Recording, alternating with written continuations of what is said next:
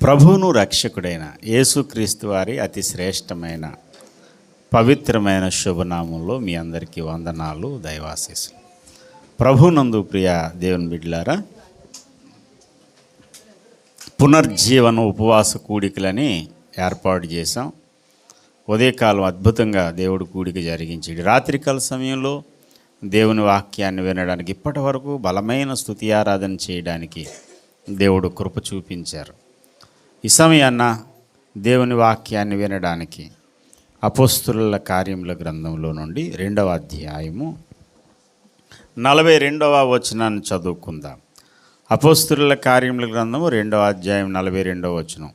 వీరు అపోస్తుల బోధయందును సహవాసమందును రొట్టె విరుచుటయందును ప్రార్థన చేయుటయందును ఎడతెగకయుండిరి.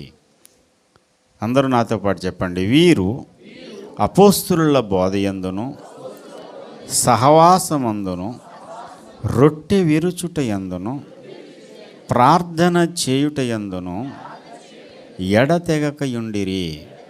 ప్రార్థన చేద్దాం. ప్రేమగల మా తండ్రి, పరిశుద్ధుడా, జీవాధిపతి, ఈ సమయంలో నాతోనూ నీ పిల్లలందరితో మీరే మాట్లాడండి. నీ వాక్యము మా మధ్యకు పంపించండి. మీ స్వరం మాకు వినిపించండి. తేటగా సూటిగా మాట్లాడి మా హృదయాలు తండ్రి తెప్పరేలా చేయండి. వ్యతిరేక్తంగా పనిచేస్తున్న ప్రతి సాతాను శక్తులను యేసు నామములో ఇప్పుడే బంధిస్తున్నాం, దూరంగా పొమ్మనాజ్ఞాపిస్తున్నాం.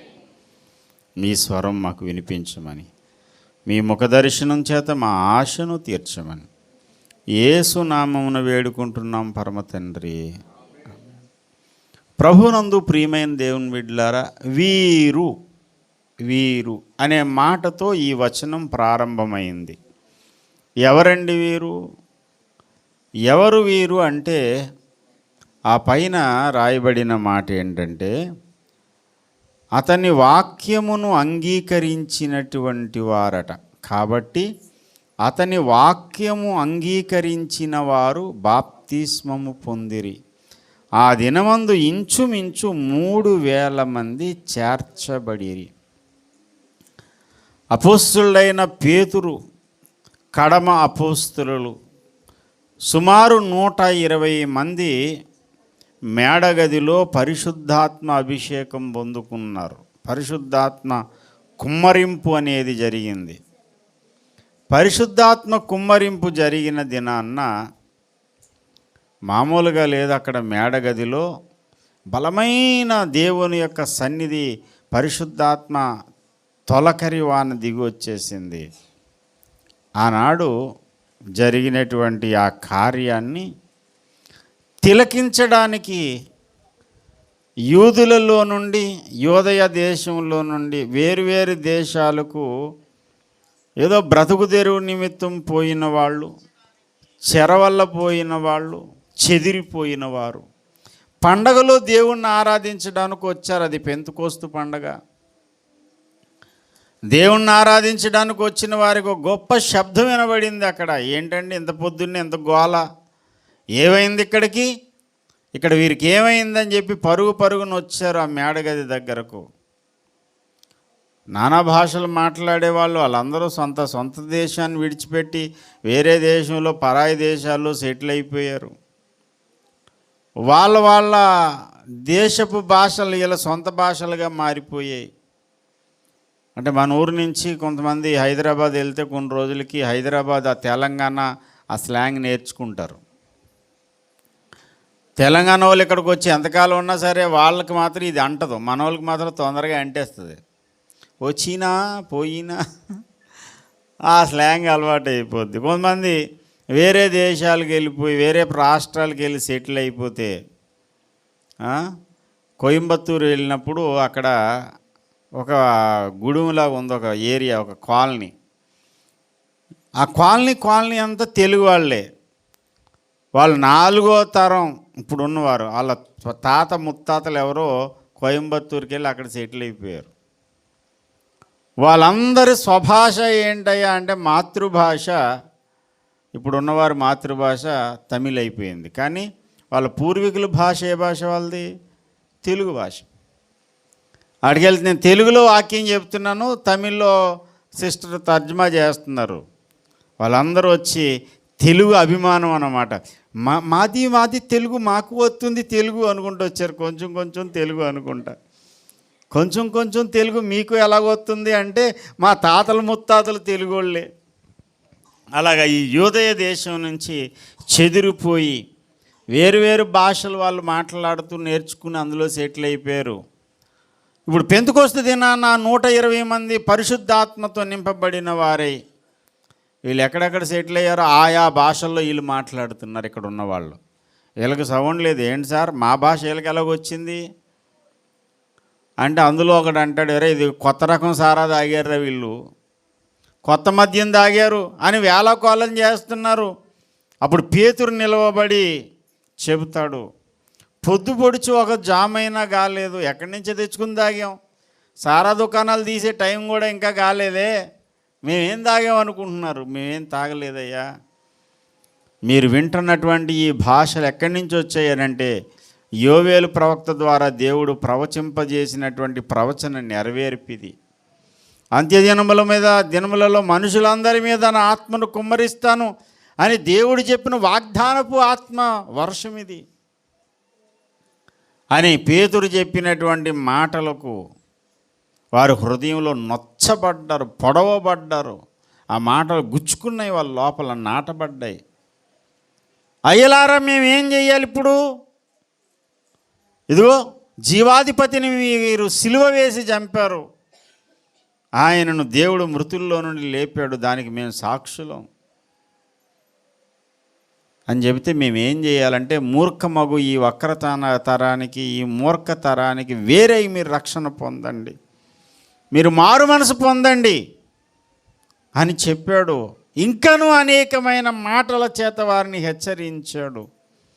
ఆ హెచ్చరిక మాటలు విన్నటువంటి వారు, అతని వాక్యమును అంగీకరించినటువంటి వారు బాప్తిస్మం పొందారట. ఆ దినమున 3000 మంది దేవుని సంఘంలో చేర్చబడ్డారట. ఈ చేర్చబడినటువంటి ఆ 3000 మంది, అంతకుముందే ఉన్న 120 మంది, వీరందరూ కలిసి ఏం చేశారు అని అంటే అపోస్తుల బోధలో వీళ్ళు ఉన్నారట. రెండవది సహవాసమందున్నారట. మూడవది రొట్టె విరుచుట యందు ఉన్నారట. నాలుగవది ప్రార్థన చేయుట యందు ఎడతెగకుండా ఉన్నారట. వారు ఎడతెగకుండా చేసే కార్యాలు 4. మొదటి కార్యము అపోస్తుల బోధలో ఎడతెగకుండా ఉన్నారు.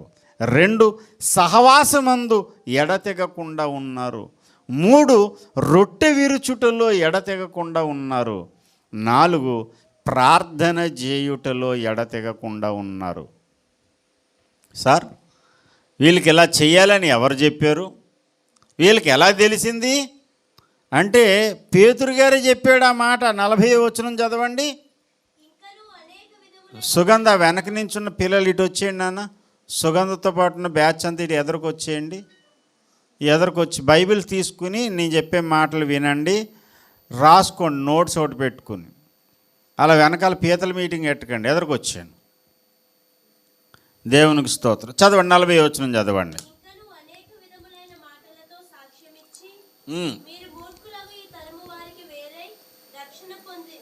ఇంకనూ అనేకమైన మాటలు, చాలా సంగతులు చెప్పి ఇంకా చెప్పాడట. ఆ ఇంకా ఏం చెప్పాడో అక్కడ రాయబడలేదు. వాళ్ళు చేసిన కార్యాలను బట్టి మనకు అర్థమవుతుంది ఏంటంటే అవి కూడా పేతురు గారు చెప్పిన మాటలే అని. ఏం చెప్పాడో అక్కడ రాయలేదు, కానీ ఏం చేశారో రాయబడింది. ఏం చేశారు అంటే ఈ 4 పనులు చేశారు. బాప్తిసం పొందితే పరలోకం వచ్చేది కదా, ఇంక చాలు కదా.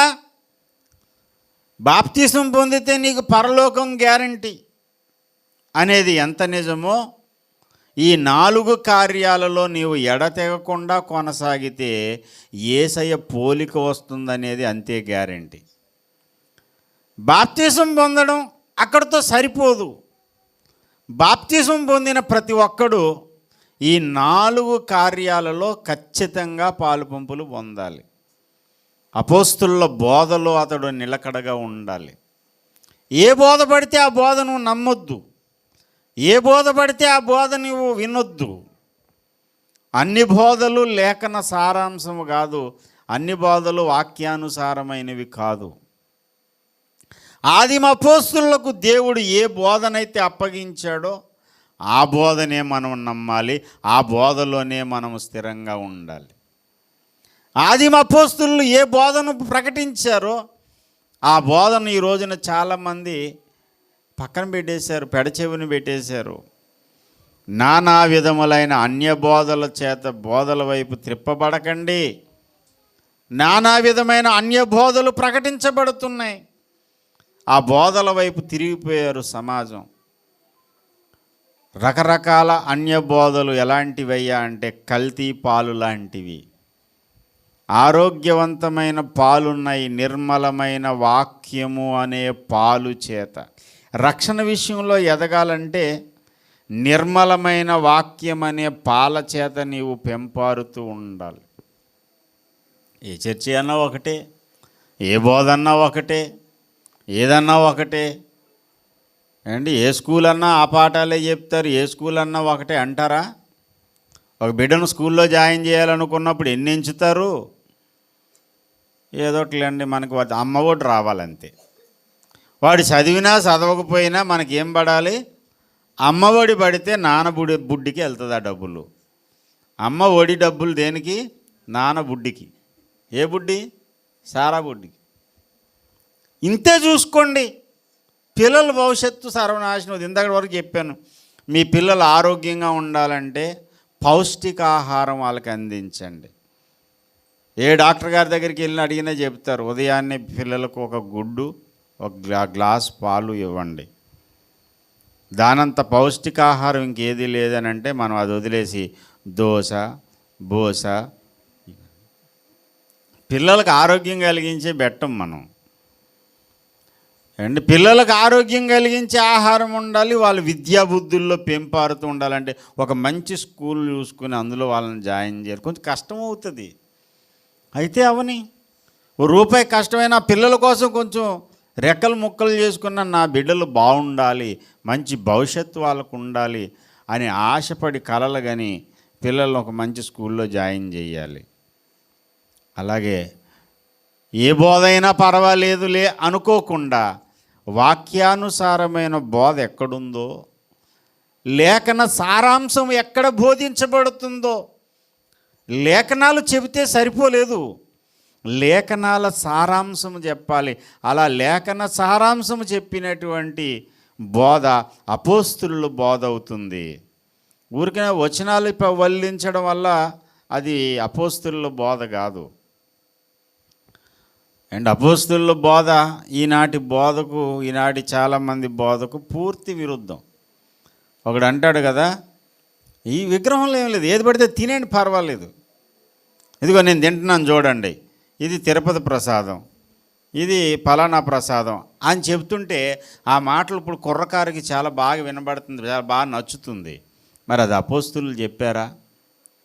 అపోస్తులు ఏం బోధించారు? అపోస్తులు ఏం బోధించారంటే విగ్రహార్పితమైనటువంటి దానిని విసర్జించవలెను. విగ్రహార్పితమైనటువంటి బలి చేసిన మాంసం కానీ విగ్రహార్పితమైనటువంటిది కానీ తినొద్దు. అదో చట్టం ఉంది బైబిల్లో, ప్రతిదానికో చట్టం ఉంటుంది. అది అపోస్తులు చేసిన చట్టమే ఉండాలి. ఇప్పుడు ఏంటి కొంతమంది కుహానా మేధావులు చేసిన చట్టాలు కాదు, అపోస్తులు చేసిన బోధ. అపోస్తుల బోధ ఏంటో ఆ బోధలోనే ఉండాలి. రొట్టె విరుచుటలో ప్రభురాత్రి భోజన కార్యం అంటే నీ ఇష్టానుసారంగా నువ్వు చేసే కార్యం కాదు అది. మా సంఘంలో మేము ఎప్పుడైనా రొట్టె వీరి చేస్తాం, ఇంటింటా రొట్టె వీరిచారు కాబట్టి రోజు రొట్టె వీరిచేది. రోజు రొట్టె విరవడం కాదు, రోజు రొట్టె విరవడమే సరైన బోధ అయితే పౌలు అపోస్తుల కార్యములు 20 ఆదివారమున రొట్టె విరుచుటకు మేము కూడుకొనగా, అంటే వారం రోజుల్లో చేయలేని పని ఆదివారం మాత్రమే చేశాడు. ఎందుకు చేశాడు అంటే ఆదివారం మాత్రమే రొట్టె విరిచే కార్యము చెయ్యాలని ఆనాటి అపోస్తుల యొక్క నిర్ణయము, దేవుని చిత్తం అది. ప్రార్థన చేయుటలో ఎడతెగకుండా ఉండాలి. ఈరోజు మన ధ్యానాంశము ముఖ్యమైన, ఈరోజు దేవుడు నన్ను చెప్పమని నన్ను బలవంతం చేసిన అంశం ఏంటంటే సహవాసము. క్రీస్తు సంఘము క్షేమాభివృద్ధి చెంది క్రీస్తు పోలికలోనికి మనల్ని నడిపించడానికి బోధ ఎంత ముఖ్యమో, రొట్టె విరుచుట, ప్రార్థన చేయుట ఎంత ముఖ్యమో, అంతే ముఖ్యమైనటువంటి కార్యక్రమము సహవాసము. స్తోత్రం చెప్పండి ఒకసారి. అంటే మంచానికి 4 కోళ్ళలో ఏ కాలు ముఖ్యం? అంటే మంచానికి ఈ కుర్చీ నేను కూర్చున్న ఈ కుర్చీలో ఏ కాలు ముఖ్యం చెప్పండి? 4 కాళ్ళు ముఖ్యమే. ఇందులో ఏ కాలు సరిగ్గా లేకపోయినా నేను ఈ కుర్చీలో కూర్చోలేను, కిందన పడతాను. కుర్చీలో ఒకడు కూర్చోవాలంటే 4 కాళ్ళు చక్కగా ఉండాలి. సంఘము క్రీస్తు పోలికలోనికి మలచబడాలంటే అపోస్తుల బోధ ఎంత ముఖ్యమో సహవాసం అనేది కూడా అంతే ముఖ్యం. కొంతమంది చాలా తెలివైన వాళ్ళు ఏమంటున్నారు తెలుసా? మేము ఓఫిరయ్య గారి వాక్యం లైవ్లో వినేస్తున్నామండి, మాకు సహవాసం అవసరం లేదు ఇంకా. అంటే మా కాళ్ళు ఒక కాలు ఉంటే చాలండి, కుర్చీకి మిగతా 3 కాళ్ళు లేకపోయినా నేను కూర్చుండిపోతానండి. అంటే వెళ్ళకితలా పడిపోతావు. వెనకాల కాలు లేదు, ఎదర కాలు ఉందనుకో వెనక పడతావు. వెనకాల ఒక కాలే ఉంది, ఎదర కాలు లేకపోతే ముందుకు పడతావు. ఏంటి, కొంతమంది బోహర్లా పడతారు, కొంతమంది వెలికల్లా పడతారు. ఎందుకయ్యా అంటే వీడికి 1 కాలు 2 కాళ్ళే కావాలి. నాకు బోధ వాక్యం దొరికేస్తుంది, లైవ్లో వాక్యం దొరికేస్తుంది. ప్రార్థన నేను చేసేసుకుంటున్నాను అంటే 2 కాళ్ళు నేను సంపాదించేసుకున్నాను. ఇక నాకు సహవాసం అవసరం లేదు, రొట్టె విరవడం అవసరం లేదు. అతి తెలివి ఉపయోగించొద్దు. ఆదిమ సంఘం ఎలా నడిచారో అలా నడవడానికే మనం సిద్ధపడాలి. సహవాసం అనేది ఎంత ముఖ్యము, ఎంత ప్రాముఖ్యము, సహవాసములో మనం ఎలా కొనసాగాలి, సహవాసములో కొనసాగడంలో క్రీస్తు పోలిక మనలో ఎలా వస్తుంది అనేది మనం కొంచెం ఓపిక చేసుకుని ధ్యానం చేద్దాం. మళ్ళీ అలా అని గంటలో 2 గంటలు నేనేం చెప్పను, చాలా క్లుప్తంగానే చెప్పి ముగిస్తాను. ఆ తర్వాత మన ప్రార్థనలోనికి వెళ్దాం. ప్రార్థన అయిన తర్వాత కాసేపు విశ్రాంతి, మళ్ళీ తెల్లవారు 4 గంటల నుంచి మళ్ళీ ప్రార్థన జరుగుతుంది, విజ్ఞాపన ప్రార్థన. ఇక ఈ 3 దినాలు వేరే పని లేదు మనకు. హాస్పిటల్లో 2 రకాల పేషెంట్లు ఉంటారు ఏండి. ఒక రకం పేషెంట్లు అంటే అవుట్ పేషెంట్, ఓపీ చూపించుకుంటారంటే వస్తాడు, డాక్టర్ చెకప్ చేసి మందులు ఇస్తాడు, వెళ్ళిపోతారు. ఓపీ అన్నమాట. ఆదివారం మనం ఓపీ పేషెంట్లు. ఈ 3 రోజులు ఓపీ కాదు, ఐసీయూలో పెట్టాం అనమాట, ఇంటెన్సివ్ కేర్లో పెట్టాం. ఇంటెన్సివ్ కేర్లో ఉన్నప్పుడు వాడు బయట తిరగడానికి లేదు, ఇంకా ముక్కుకో మాస్కు, చేతికన్నీ వైర్లు అన్నీ కట్టేసి పడుకోబెడతారు పేషెంట్ని. కొంతమంది బాగున్నా సరే, కొంతమంది ఏం చేస్తారంటే ఐసీయూలో పెట్టామని అన్నీ పెట్టేస్తారు శుభ్రంగా, సీన్ క్రియేట్ చేయడానికి. ఇప్పుడు అలాగా ఐసీయూలో పేషెంట్ లాగా 3 రోజులు ఇక్కడే మనం ఉండాలి. దేవునికి స్తోత్రం కలుగునుగా. దోమలు గుడ్డెత్తాయండి, ఇంటికి వెళ్ళిపోచేస్తానండి అంటే ఐసీయూలోంచి ఎస్కేప్ అయిపోయినట్టు అన్నమాట. అలా చేయకండి, దేవుని సన్నిధిలో ఉండండి. నష్టమే ఉంది సార్, సంవత్సరం అంతా ఇంట్లోనే పడుకుంటున్నారు కదా. 2 రోజులు దేవుని సన్నిధిలో, ఈ రాత్రి రేపు రాత్రే, మళ్ళీ ఎల్లుండి రాత్రికి ఉండం, బస్సు ఎక్కేస్తాం ఎల్లుండి రాత్రికి. దేవునికి స్తోత్రం. మరి ఉన్న ఈ 2 రోజులు, ఈ 2 రాత్రులు దేవునితో గడపండి, సహవాసంలో దేవుని సన్నిధిలో ఉండండి. కాబట్టి ఎక్కువసేపు సాగదీయకుండా ముక్కుసూటిగా చెబుతున్నాను, సహవాసము అనేది ఎంత ప్రాముఖ్యమైంది. సులువుగా టూకీగా చెప్పాలంటే, సాధారణమైనటువంటి పామర జనాంగం కూడా అర్థం చేసుకునే భాషలో చెప్పాలంటే, ఎంత నీవు బలహీనుడవైనా సరే నిన్ను బలపరిచే శక్తి సహవాసంలో ఉంది. ఎలా అంటే, పచ్చి కట్టెల పొయ్యి ఇప్పటి వరకు వాడాం, ఎంతకాలం వాడాం, అప్పుడప్పుడు వాడుతున్నాం. కట్టెల పొయ్యి అంటే వాట్ ఈజ్ దిస్ అనేవాళ్ళు ఎవరూ లేరు ఇక్కడ, అందరికీ తెలుస్తుంది. ఎంత గ్యాసులు వచ్చినా ఏదో ఒక సందర్భంలో కర్రల పొయ్యి వాడుతూనే ఉంటాం.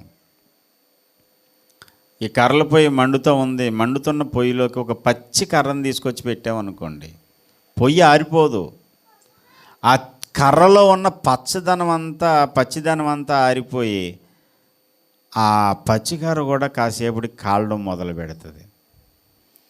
ఏమి రానివాడు, దేవుడంటే ఎరగని వాడు కూడా సహవాసంలో కలిసి సాగుతుంటే వాడికి ప్రార్థన చేయడం వస్తుంది, దేవుని స్తుతించడం వస్తుంది, దేవుని సన్నిధిలో ముందుకు సాగడం అనేది అలవాటు అవుతుంది. ఎందువల్ల అయిందిరా బాబు అంటే, ఇదిగో మండుతున్న కర్రలతో పాటు పచ్చికర్రను పెడితే పచ్చికర్ర కూడా కాలడం మొదలుపెట్టినట్టు. మండుతున్న కర్రను తీసుకెళ్ళి పక్కన పెట్టామనుకోండి, బాగా మండుతున్నటువంటి కర్రను తీసి పొయ్యిలోని తీసి బయట పెట్టేసాం. కాసేపటికి మంట పోయి అగ్గిపోయి బుగ్గిపోయి బూడిద, ఏం మిగలదు ఇంకా అక్కడ. సహవాసంలో ఉంటేనే నీవు మంట కలిగి ఉంటావు. దేవునికి స్తోత్రం కలుగును గాక. సహవాసము కలిగిన వాడే. ఏ సహవాసం ఉండాలి? 2 సహవాసాలు. 1 దేవునితో సహవాసము, 2 సంఘంలో మనుషులందరితో సహవాసం ఉండాలి. దైవజనునితో, సాటి సహోదరులతో సహచర్యము సహవాసము కలిగి ఉండాలి. ఈ సహవాసాన్ని నీవు నిర్లక్ష్యం చేయొద్దు.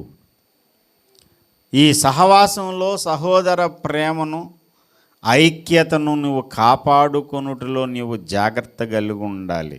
ఎఫెసీ పత్రిక 4వ అధ్యాయం 1వ వచనం, కాబట్టి మీరు సమాధానమును బంధము చేత ఆత్మ కలిగించు ఐక్యతను కాపాడుకొనుట యందు శ్రద్ధ కలిగిన వారై. దేవునికి స్తోత్రం. ఆత్మ కలిగించి ఐక్యతను కాపాడుకొనుటలో ఏం చేయాలి? శ్రద్ధ ఉండాలి. వేరువేరు విషయాల మీద నువ్వు శ్రద్ధ పెట్టవో లేదో, ఏ పరిస్థితుల్లో కూడా నువ్వు సహవాసమును ఐక్యతను పాడు చేసే పరిస్థితులు నీవు కల్పించుకోవద్దు. ఐక్యతను కాపాడుకొనుటలో శ్రద్ధ అనేది చూపించాలి. సహవాసంలో ముందుకు సాగాలంటే ఐకమత్యం ఉండాలి, ఐక్యత ఉండాలి. ఐక్యత ఎలా వస్తుందయ్యా అంటే సమాధానం వల్ల వస్తుంది. ఒకరితో ఒకడు సమాధానంగా ఉంటే ఐక్యత అనేది కొనసాగుతుంది. ఎలా ఉండగలుగుతాం సార్ సమాధానంగా? వాడు ప్రతిసారి నన్ను సూటిపోటి మాటలు మాట్లాడుతూనే ఉంటాడు. ఏదో ఒక విషయంలో నన్ను దెప్పి పొడుస్తూ, ఇప్పుడు వాడుక భాష అయిపోయింది ఏంటంటే సెటైర్లు వేస్తున్నారండి నా మీద.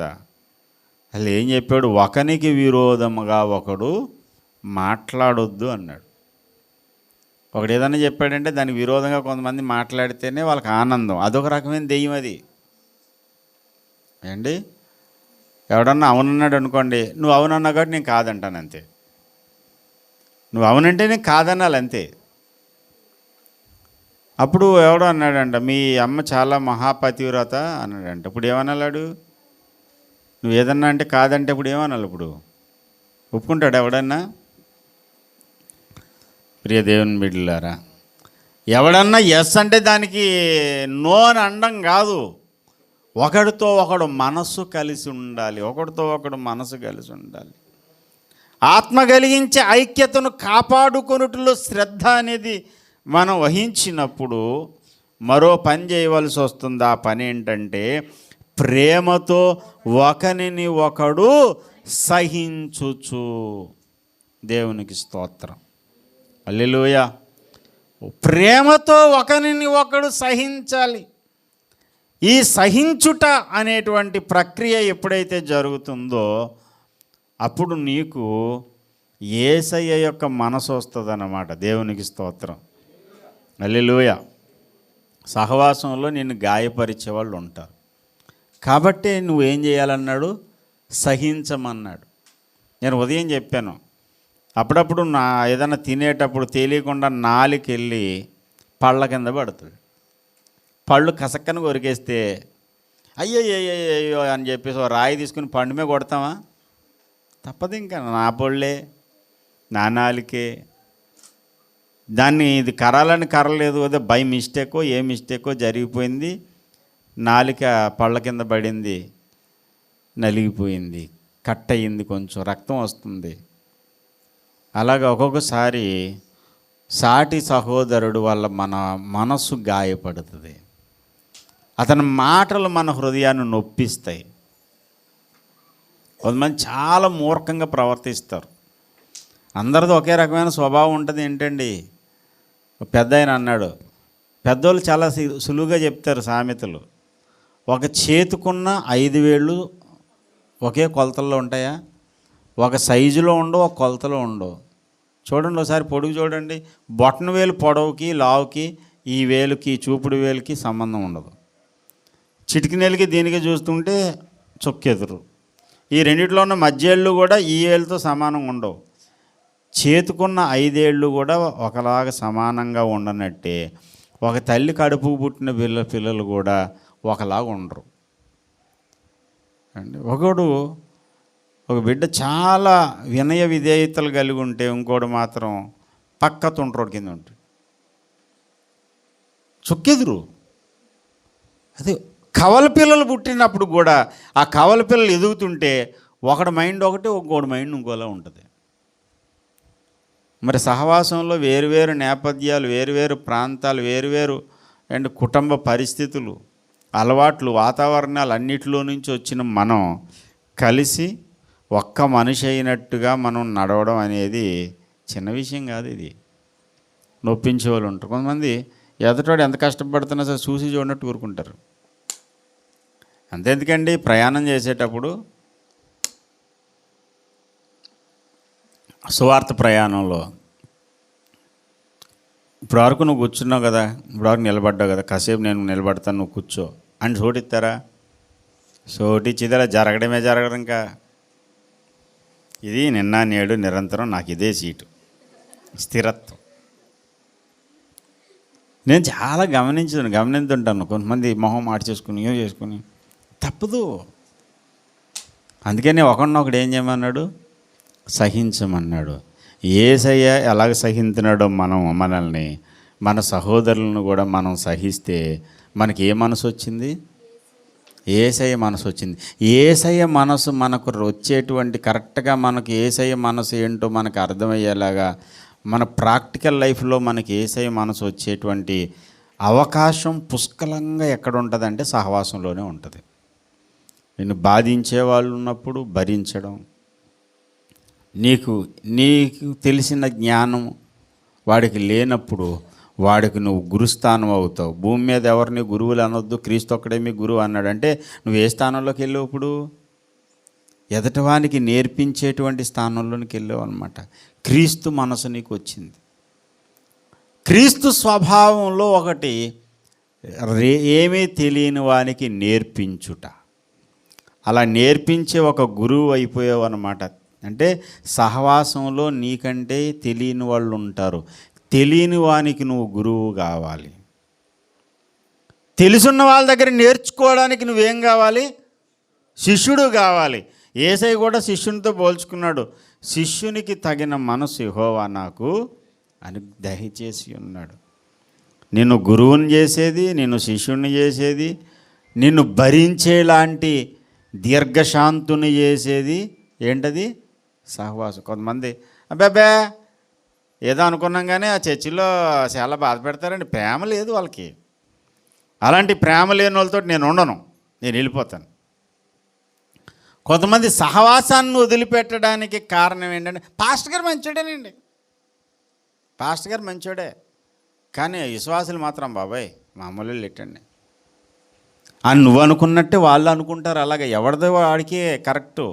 భార్యాభర్తలు ఇద్దరు దెబ్బలాడుకున్నారు అనుకోండి, భర్తకు తెలియకుండా భార్యతో మాట్లాడారనుకోండి, ఆవిడదే కరెక్ట్గా అనిపిస్తుంది.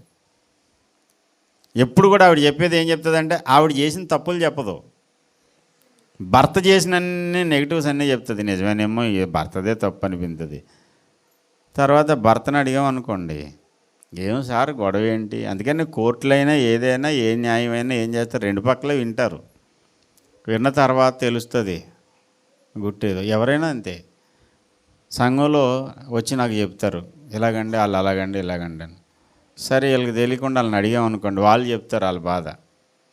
ఇప్పుడు ఏం చేయాలి? రెండు పక్కల ఎవరిదాళ్ళకి న్యాయమే అండి. ఏ గొడవలోనా అలాగ ఉంటుంది. నేనే భరించేస్తున్నాను అందరినీ నన్ను అనుకుంటావా? అవతలుడు కూడా అలాగే అనుకుంటాడు. నేను కాబట్టి భరించాను, లేకపోతే ఎవడు భరిస్తాడండి? నా ప్రేమ కలిగిన హృదయం నాదంతా అనుకుంటాడు. వాడు ఎంత గాయపరిచాడు తెలుసా పాస్టర్ గారు? నన్ను గాయపరిచాడు. నా నోట్లో ఉన్న పళ్ళు, నాలిక అన్నట్టు సరిపెట్టుకోగలిగితే సహవాసము నుండి విడిచి వెళ్ళిపోవడం అనేది జరగదు. ప్రియమైన దేవుని బిడ్డలారా, నిజంగా నేను చెప్తున్నాను, అపోస్తుల బోధలోను, సహవాసములోను, రొట్టె విరుచుటలోను, ప్రార్థన చేసి 4 దినుసుల్లో నువ్వు ఉంటేనే యేసయ్య పోలిక నీకు వస్తుందని చెప్పాను. ఈ యేసయ్య పోలిక నీకు రావడానికి ఇప్పుడు మనం చెప్పుకున్న టాపిక్ ఏంటంటే సహవాసము. ఈ సహవాసము అనే దానిలో ముందుకు కొనసాగాలంటే తండ్రి అయిన దేవునితో, కుమారుడైన క్రీస్తుతో, పరిశుద్ధాత్మతో, త్రిత్వదేవునితో సహవాసం చేస్తూ సాటి సహోదరునితో సహవాసం చెయ్యాలి. ఎఫెసీ పత్రిక 4వ అధ్యాయము 17వ వచనము, 16వ వచనం, ఆయన శిరసై ఉన్నాడు, ఆయన నుండి సర్వ శరీరము చక్కగా అమర్చబడి తనలోనున్న ప్రతి అవయవము తన పరిమాణము చొప్పున పనిచేయుచుండగా ప్రతి కీలు వలన కలిగిన బలము చేత అతకబడి ప్రేమయందు తనకు క్షేమాభివృద్ధి కలుగునట్లు శరీరమునకు అభివృద్ధి కలుగజేసుకొనుచున్నది. ఏం సార్, శరీరం అంతా క్షేమాభివృద్ధి పొందేది దేనివల్ల అంటే ప్రేమ వల్ల. తండ్రి అయిన దేవునితో, కుమారుడైన క్రీస్తుతో, త్రిత్వదేవునిలో 3వ వ్యక్తి అయిన పరిశుద్ధాత్మ దేవునితో మనం సహవాసం చేయాలంటే, మన సహవాసం అన్యోన్య సహవాసంగా ఉండాలి అంటే, విడదీయలేని అనుబంధంగా మారాలంటే ప్రేమే కీలకము. దేవుణ్ణి ప్రేమించిన వాడు దేవుడు సహాయం చేయలేదని దేవుణ్ణి విడిచిపెడతాడా? కొంతమంది నేను విన్నాను, నా దగ్గర మాటలు ఉన్నాయి, వాళ్ళు మాట్లాడిన మాటలు. ఏం దేవుడు అండి, నేను దేవుడిని వదిలేశాను సార్, నేను నాస్తికుణ్ణి అయిపోయాను, దేవుడు లేడు, ఏం లేదు, అంతా భ్రమ. సేవ చేసిన సేవకులు కూడా ఈ మాట అనడం నేను విన్నాను. ఒక పాస్టర్ గారికి, మాజీ పాస్టర్ గారు అన్నమాట, ఆయన సేవ మానేశాడు. మాజీ పాస్టర్ గారికి మాజీ రాష్ట్రపతి లాగా ఆయనకి ఒక విశ్వాసి ఫోన్ చేసినాను. ఫోన్ చేసి పాస్టర్ గారు ప్రార్థన చేయండి. నేను ఆ పాస్టర్ ఉద్యోగం మానేసినమ్మా, అసలు దేవుడు లేడని నాస్తికుడిని అయిపోయాను నేను. ఇప్పుడు దేవుడు లేడు, ఏమి లేడు అంటున్నాడు. నిజంగా యథార్థంగా దేవుణ్ణి ప్రేమించగలిగితే మనం ఆ మాట అనగలుగుతామా? ఇప్పుడు ఆయన ఎవరో అన్నారు, ఆయన పేరు చెప్పి ఆయన కించపరచాలని కాదు. నెత్తి మీదకి శనిగాడు ఎక్కాడు అనుకోండి, మన నోట్లోంచి అలాంటివి వస్తాయి. ఆడెవడో మాజీ పాస్టర్ అంట కరుణాకర్ సుగుణం గారి దగ్గరికి వెళ్ళి ఆడు ఇచ్చే ఫోటో తీసుకుని మత మార్పిడి అయిపోయాడు, గర్వాప్సి. అసలు సంగతి ఏంటంటే ఆడేదో డబ్బులు ఇస్తానన్నాడు, అందిపోయాడు. నిజంగా యథార్థంగా యేసయ్యను ప్రేమిస్తే కత్తి పీక మీద పెట్టిన ప్రాణాలు విడవడానికి సిద్ధపడతారేమో కానీ యేసయ్యను వదలడానికి సిద్ధపడరు. దేవునికి స్తోత్రం కలుగునుగాక. హల్లెలూయా. మొన్న చెప్పాను మీకు, ఒడిశా రాష్ట్రానికి హింసింపబడుతున్న క్రైస్తవులకు సహాయం చేయడానికి వెళ్ళాం. వాళ్ళు అంటారు కదా, ఆమె చాలా మోటి ఆవిడలా ఉంది. ఆవిడని అడిగాం, మాకు భాష రాదు కదా, తర్జుమా చేసే పాస్టర్ గారిని పెట్టి అడిగించాం. అమ్మ నువ్వు కష్టం వచ్చింది కదా, యేసయ్యను వదిలేస్తావా అంటే సింపుల్గా చెప్పింది, ప్రాణం పోయినా హ్యాపీగా వదిలేస్తాను, ప్రాణం తీసినా సరే యేసయ్యను మాత్రం వదలను. దేవునికి స్తోత్రం. ముగ్గురిని కళ్ళ ముందు చంపేశారట. ఆ విశ్వనాథ్ గారు పాస్టర్ గారు చెప్పారు, మా కళ్ళ ముందు ముగ్గురిని చంపారండి. తాడు పీక గట్టి ఉరేసేసారంట. ఒక అతన్ని షూట్ చేసి చంపారట. ఇంకొక అతన్ని పీక కత్తితో కోసి చంపేశారట.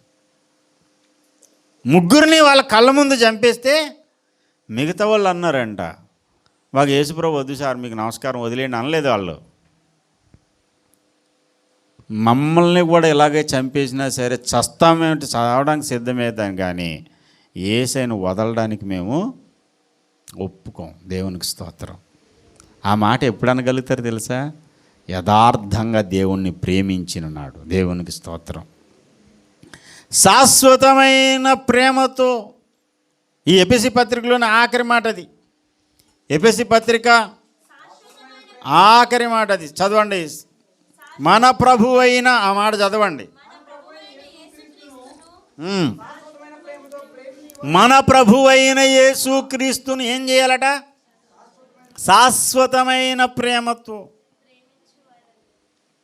నిజంగా ఒక అమ్మాయి ఒక అబ్బాయిని ప్రేమించింది అనుకోండి, తల్లిదండ్రులు ఎంత నచ్చ చెప్పినా వినరు. నీకు ఇంకా మంచి కారులో తిప్పుతాడు, విమానంలో తిప్పుతాడు, వాడికి ఉద్యోగం సద్యోగం లేదు, మన కులవాడు కాదు, వచ్చేయి. ఆ ప్రణయ్ అమృత్ అనేటువంటి అమృత కదా, అమృత ప్రణయ్. ఆ అమృత ప్రణయ్ వాళ్ళ తండ్రి మారుతీరావు కదా, ప్రణయ్ కదా అమృత వాళ్ళ నాన్న పేరు. బోల్డ్ డబ్బున్నోడు, వాడే చిన్న ఉద్యోగం చేసుకున్నాడు. ఆడింటికి వెళ్తానంటే మనకు కోట్ల రూపాయలు ఉన్నాయి. నాకేం అవసరం లేదు, ఏ కోట్లు వద్దు, ఆ పూటకు భోజనం ఉంటే చాలు, లేకపోయినా పర్వాలేదు, నాకు నా భర్తే కావాలి. నిజంగా ప్రేమించినప్పుడు అలాగే ఉంటుంది. కొంతమంది అమ్మాయిలు ప్రేమించానని చెప్పి అబ్బాయిని పరస్కాలి చేయించేస్తారు. ఏం ప్రేమో తెలీదు. ఆ ప్రేమ అంతా ఏ ప్రేమరా బాబా అంటే గీకడమే.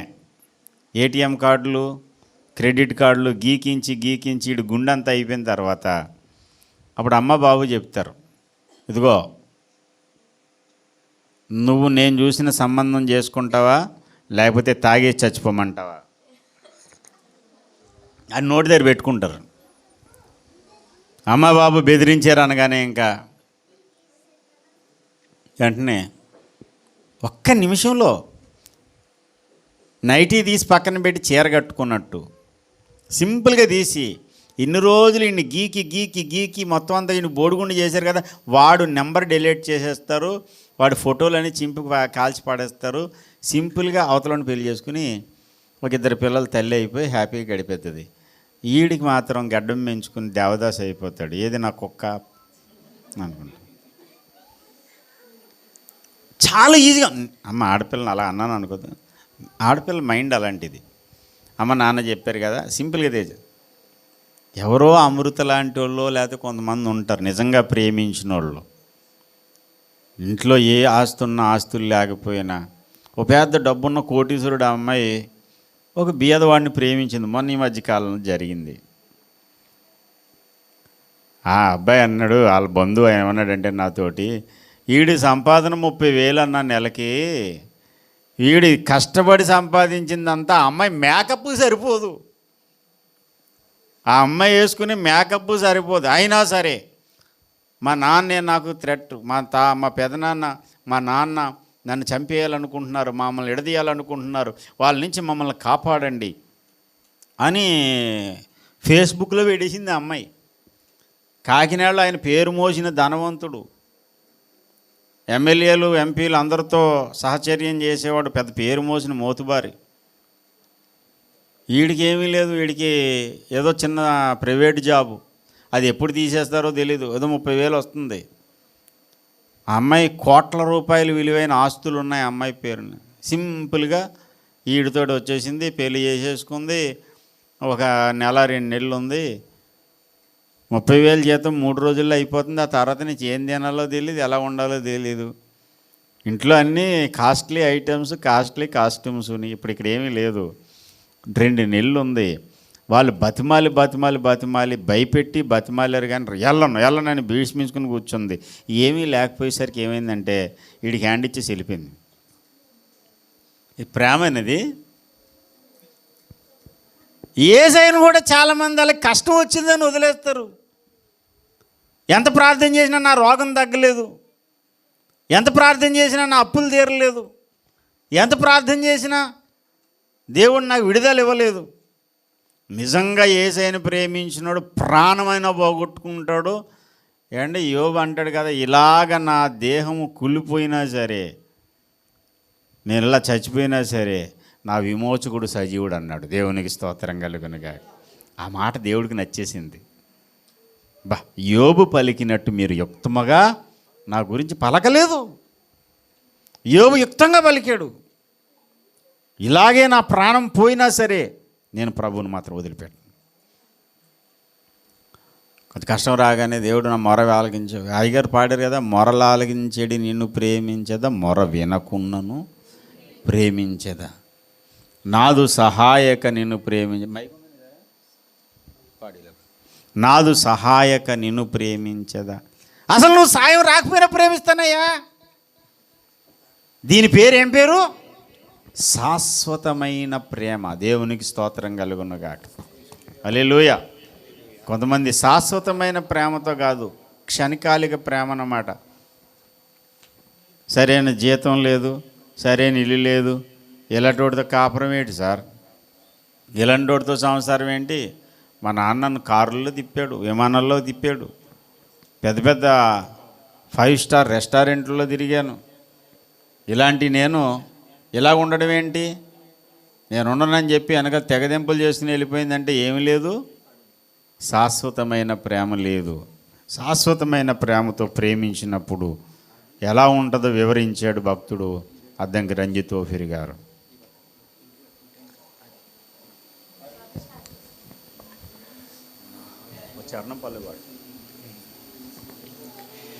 స్తోత్రం. హల్లెలూయా. నా బలమై ఉన్న దేవా, నా బలమై ఉన్న దేవా, నా హృదయం తటితో నిన్ను నేనెంతో, నా హృదయం తటితో నిన్ను నేనెంతో నిరతము ప్రేమించు దేవా,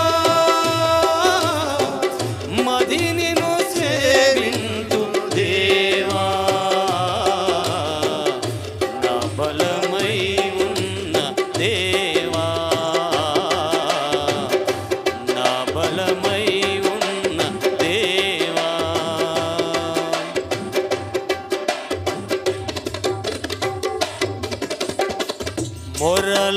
మొరలాలించెడి నిన్ను ప్రేమించేదా, మొర వినకున్నను నిన్ను ప్రేమించేదా, మొరలాలించెడి నిన్ను ప్రేమించేదా, మొర వినకున్నను నిన్ను ప్రేమించేదా, నాదు సహాయక నిన్ను ప్రేమించేదా, సాయము రాకున్ నన్ను ప్రేమించేదా, నాదు సహాయక నిన్ను ప్రేమించేదా, సాయము రాకున్ నన్ను ప్రేమించేదా, సర్వకాల సర్వావస్థలలో, సర్వకాల సర్వావస్థలలో మక్క నిన్ను గొల్తు యేసా, నా బలమై ఉన్న దేవా, నా బలమై ఉన్న దేవా, నా హృదయం తటితో నిన్ను నేనెంతో, నా హృదయం తటితో నిన్ను నేనెంతో నిరతము ప్రేమించు దేవా, మది నిన్ను సేవించు దేవా, నా బలమై ఉన్న దేవా, నా బలమై ఉన్న దేవా. హల్లెలూయా, హల్లెలూయా. మొరలాలించెడి నిన్ను ప్రేమిస్తా, మొర వినకున్నను నిన్ను ప్రేమిస్తా, నాదు సహాయక నిన్ను ప్రేమించేదా. అసలు నువ్వు సాయమే రాకపోయినా నిన్ను ప్రేమిస్తా. మొరలు ఆలకించినప్పుడు దేవుడే ఆయన, మొర వినకపోయినా దేవుడే. నాకు సహాయం చేసినా ఆయనే నా దేవుడు, నాకు సహాయం చేయకపోయినా ఆయనే నా దేవుడు. ప్రాణము పోయినా ప్రాణం నిలబడినా సరే నేను ప్రభువును మాత్రము విడిచిపెట్టేది లేనే లేదు అని ఎప్పుడు చెప్పగలుగుతాము? గుండెల నిండా ప్రేమ పొంగినప్పుడు. స్తోత్రం. నిజంగా అంత యథార్థంగా దేవుణ్ణి ప్రేమించే వ్యక్తులు ఎవరో, వేషధారులు ఎవరో తేలిపోయేది ఎప్పుడంటే శ్రమలు కలిగినప్పుడే. భర్త వేలకు వేలు జీతం తెచ్చి కావాల్సిందంతా కుమ్మరించేస్తున్నప్పుడు మా ఆయన చాలా మంచోడని చెప్పడం పెద్ద గొప్ప ఏముందండి? తినడానికి తిండి పెట్టే స్థితి కూడా లేనప్పుడు ఒకసారి తునికి ఇంకా యువతల ఏదో ఊరు ఉంటుంది, ఏదో చెరువు ఏదో అంటారు, జగ్గే చెరువు ఏదో ఊరి పేరు. అక్కడికి వెళ్ళాను, వేరే ఆయన తీసుకెళ్ళి ప్రార్థన చేయడానికి. పాపం ఆయన మేడ మీద నుంచి ఎక్కడి నుంచో పడిపోయాడంట. పడిపోతే సంవత్సరంన్నరగా అతడు మంచానికే పరిమితం. భర్త కష్టపడి సంపాదించే భర్త మంచానికి పరిమితం. అతను మంచం మీద పడుకొని వీపు తోలంతా ఊడిపోయింది. మంచం మీద పడుకోలేడు, వీపంతా తోలు ఊడిపోయింది. చాలా మంట, బాధ. కుటుంబ పోషణ కోసం భార్య వెళ్ళి పని చేసి వస్తుంది. పాపం కింద తోలు ఊడిపోయి నరకం అనిపిస్తూ ఉన్నాడు. కొంతమంది చిన్న గాయం భర్త తగలగానే అమ్మగారింటికి వెళ్ళిపోతారు ఇల్లు. అబ్బాయి ఎలాంటి వాడితో కాపురం అనవసరం అండి. భార్యకు చిన్న బాధ వచ్చింది, కష్టం వచ్చింది అనగానే అమ్మగారింటికి పంపించేసి విడాకుల కోసం కూడా అప్లై చేసి వాళ్ళు ఉన్నారు. అంటే ఆమె ఆరోగ్యంగా ఉంటేనే నీకు సేవలు చేస్తేనే నీ భార్య. అది నిజంగా ప్రేమేనది? ప్రేమ కాదది. నిజమైన ప్రేమ ఏంటయ్యా అంటే విడవకుండా ప్రేమించడమే నిజమైన ప్రేమ. దేవునికి స్తోత్రం. పెళ్లి చేసుకున్నప్పుడు చాలా అందంగా ఉంది, పెళ్ళి అయిన తర్వాత ఇవిడ అందంగా లేదని విడాకులు కోరిన దౌర్భాగ్యులు కూడా ఉన్నారు. అందం ఎలాంటిది? గడ్డి పువ్వు లాంటిది మానవ జీవితం. పెళ్లి కాకముందు ఆ లావణ్యంగా సుకుమారంగా ఉంటుంది. అదే లావణ్యత, అదే సుకుమారం ఉంటుందా? ఇద్దరు పిల్లల్ని కానీ ఆ పిల్లలకు పాలు ఇచ్చేయాలని సాగుతూ ఉంటే అందం మీద దృష్టి ఉండదు, పిల్లల మీద దృష్టి మల్లుతుంది. వీడు కోతి బుద్ధి, మళ్ళీ అందం కోసం వెతుకుతాడు, మళ్ళీ వేరే వాళ్ళ వరకు పరిగెడతాడు. వీడు బుద్ధి సరైంది కాదు. ఎందుకంటే నిజంగా భార్యను ప్రేమించిన వాడు భార్యకు వేరుగా ఇంకొకరిని ఆశించడు, ఇంకొకరిని ఊహించుకోడు. నిజంగా భర్తను ప్రేమిస్తే భర్తకు వేరుగా ఇంకొకరిని ఊహించుకోలేరు. నిజంగా యేసయ్యను ప్రేమిస్తే యేసయ్యకు వేరుగా ఇంకెవరిని నువ్వు కోరుకోలేవు. దేవునికి స్తోత్రం కలుగునుగా. ప్రేమే నిన్ను సెట్ చేసేది, ప్రేమే నిన్ను స్థిరపరిచేది, ప్రేమే క్షేమాభివృద్ధి కలగజేస్తుంది. సహవాసం కూడా అంతే. నిజంగా యథార్థంగా దైవజనుడిని ప్రేమించారు అనుకోండి, ఒక దైవజనుడు విశ్వాసం, నువ్వు చర్చికి రావద్దు, నీ ప్రవర్తన బాగోలేదు, రావద్దు. ప్రవర్తన కూడా కాదు, చిన్న ఏదో తప్పు చేశారు, వాళ్ళు వద్దన్న కోటానికి వీళ్ళు వెళ్ళారు, అది వాళ్ళ తప్పు. మరి వద్దన్నారు కదా మీ పాస్టర్ గారు, మానేయచ్చు కదా అంటే ఆవిడ అంటది కదా, ఇంట్లోంచి పిల్లల్ని కోపం వచ్చి తల్లిదండ్రులు పో నా దగ్గర రావద్దు, ఇంట్లోకి రావద్దు, ఇంట్లోకి ఉండడానికి వీల్లేదు, పో అవతలకి అని అమ్మ నాన్న అన్నారు అనుకోండి, అన్నీ బట్టలు చదువుకుని పోతాడా? పొమ్మనంటే అన్నారు సార్, నేను ఎక్కడ పోతాను, నేను పోను, నా ఇల్లు. మా నాన్న నిజంగా ఆత్మీయ తండ్రిని, సంఘ కాపరిని ప్రేమించే విశ్వాసి కాపరిని విడిచి వెళ్ళాలనిపించదు. మాట అంటే అన్నారు సార్, దైవజనుడు అనకపోతే ఎవరంటారు? మా అమ్మ నాన్న నన్ను ఇలా తిడుతున్నారు కాబట్టి నేను ఇంట్లోంచి వెళ్ళిపోతాను అన్నాడంటే వాడంత మూర్ఖుడు, పచ్చి మూర్ఖుడు ఇంకెవడన్నా ఉంటాడా? అంటే ఎండు మూర్ఖులు ఉండొచ్చేమో, కానీ ఆడంత పచ్చి మూర్ఖుడు ఇంకెవడు ఉండడు. అమ్మ అన్న తర్వాత తిడుతుంది, నాన్న తర్వాత కొడతాడు. కొట్టరా? ఏంటి ఒక దెబ్బ కొట్టకుండానే మీరు పిల్లల్ని పెంచేశారా? ఒకవేళ అలా పెంచితే మాత్రం వాడు ఎదిగిన తర్వాత నిన్ను మాత్రం బతకనోడు వాడు. ఒక దెబ్బ కొట్టకుండా నేను పెంచానని అంటే, ఒక ఆవిడ చెప్పింది కదా, వ్యాపారం చేసుకునే దగ్గరికి వచ్చి డబ్బులు అడుగుతాడు. ఇవ్వలేదనుకోండి, జుత్తిచ్చుకుని తల్లి జుత్తి పట్టుకుని ఈడ్చి కొడుతుంటాడు. పారిపోయి ఒకసారి ఇంటికి వచ్చింది మన ఇంటికి. ఏమ్మా ఇంతలాగా ఉన్నాడేమి నీ కొడుకని అంటే, అయ్యగారండి పళ్ళెత్తు మాట అనలేదండి, చెయ్యెత్తి దెబ్బ కొట్టలేదండి అన్ని, అలా పెంచానండి అన్ని అంటుంది. మరి అందుకే దంతున్నాడు వీడు.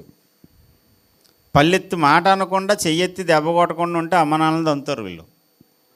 రౌండ్ వేసే సమయంలో సరైన రౌండ్లు పడతా ఉన్నాయనుకోండి, బాలుడు నడవలసిన త్రోవ వాడికి నేర్పించు, పెద్దవాడైనప్పుడు దాని నుండి తొలగిపోడు. పిల్లల్ని ఒక దెబ్బ కొట్టకుండా పెంచడం తప్పు అని, దెబ్బ కొట్టకుండా పెంచడం అనేది కరెక్ట్ కాదు. అవసరమైనప్పుడు దెబ్బ కొట్టాలి, కానీ వాళ్ళు చావు కోరొద్దు. బెత్తము వాడకపోతే వాడు నీకు విరోధి అయిపోతాడు. నువ్వు బెత్తం వాడితే వాడి పాతాల నుంచి వాడి ప్రాణాన్ని కాపాడినవాడు అవుతావు. అమ్మ నాన్నలు అన్న తర్వాత దెబ్బ కొడతారు, మాట అంటారు, గర్దిస్తారు, బుద్ధి చెబుతారు. మరి సంఘ కాపరు అన్న తర్వాత మాట అండా? ఊరికి అదే పనిగా అనేవాళ్ళు కూడా ఉన్నారు.